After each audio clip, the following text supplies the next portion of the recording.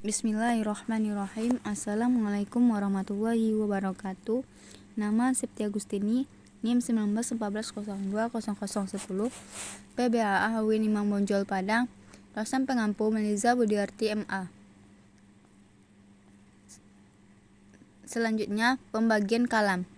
Yang pertama, kalam insya talabi. Yang kedua, kalam insya gairu talabi. Pengertian dari kalafi insya talabi dengan insya gairu talabi merupakan pakar balaghah adalah sesuatu kalam yang menghendaki adanya suatu tuntutan yang tidak terwujud ketika kalam itu diucapkan. Dari definisi di atas tampak bahwa kalam talabi ini mengandung suatu tuntutan. Tuntutan tersebut belum terwujud ketika ungkapan diungkapkan. Insya ghairu talabi adalah kalam atau kalimat yang tidak menghendaki makna yang diharapkan, yang tidak bisa tercapai pada waktu adanya tuntutan. Selanjutnya, macam-macam insya talabi. Yang pertama, amar. Amar secara bahasa terambil dari masdar, ya amar artinya perintah. Sedangkan menurut istilah adalah tolaba fi'il ala, menuntut dilaksanakannya suatu pekerjaan oleh pihak yang lebih tinggi atau kepada pihak yang lebih rendah. Untuk menyusun suatu kata amar ada 4 sigot yang bisa digunakan. Yang pertama, fi'il amar. Semua kata kerja yang bersigat fi'il amar termasuk kategori talabi. Yang kedua, fi'il mudhari' yang disertai lam amar. Maknanya sama dengan amar, yaitu perintah.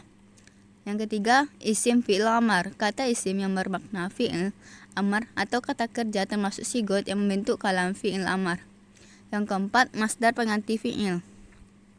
Masdar yang posisinya berfungsi sebagai pengganti fi'il yang dibuang bisa bermakna amar. Selanjutnya, nahu. Secara bahasa, nahu berarti kebalikan dari amar. Nahu bentuk masdar dari yanaha, nahu, nahaya, yang artinya mencegah atau melarang.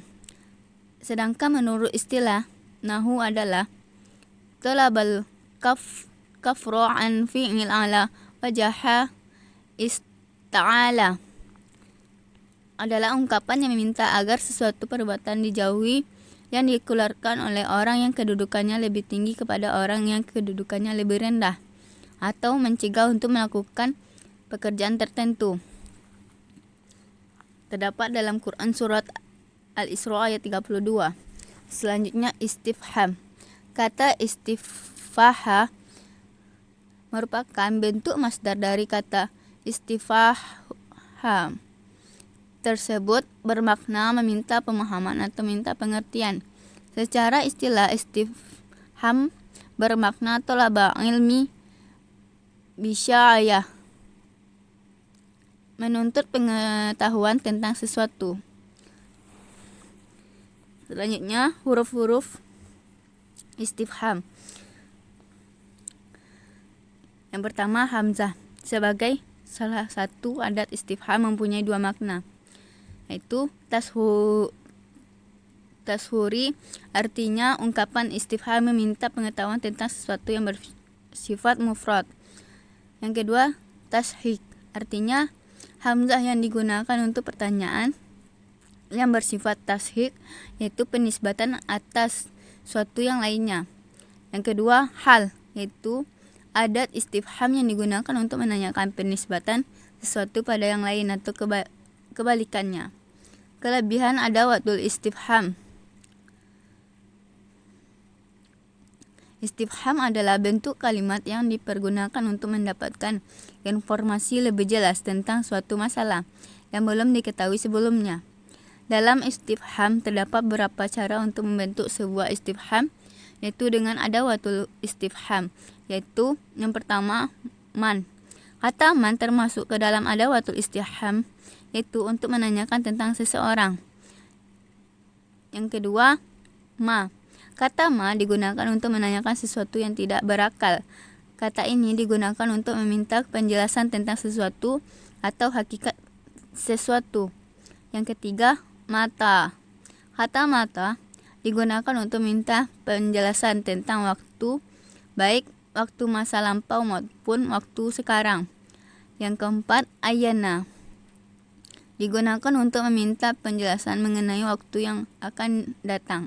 Kata ini biasanya digunakan untuk menantang.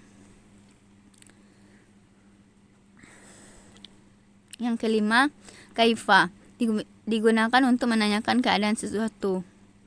Yang keenam, aina, digunakan untuk menanyakan tempat.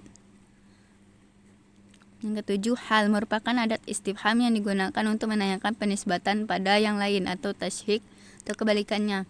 Yang kedelapan, kam, merupakan adat dari istifham yang maknanya menanyakan jumlah yang masih samar. Yang kesembilan, ayu, kata ini berfungsi untuk menanyakan dan menghendaki perbedaan antara dua hal yang terdapat setelah kata benda yang menempati berbagai posisi mubtada, khabar, maf'ul bih. Selanjutnya, macam-macam insya gairu talabi. Yang pertama, kalimat-kalimat yang mengandung pujian dan celaan. Yang pertama, bentuk menyanjung atau kalimat pujian. Yang kedua, kalimat celaan. Yang B, sumpah. Yang C, kagum atau takjub, bentuk takjub menggunakan ungkapan. Yang D, harapan. Kalimat harapan yaitu menghendaki hasilnya perkara yang disukai dan mendekati kenyataan. Huruf yang menunjukkan adalah huruf lahu, asya.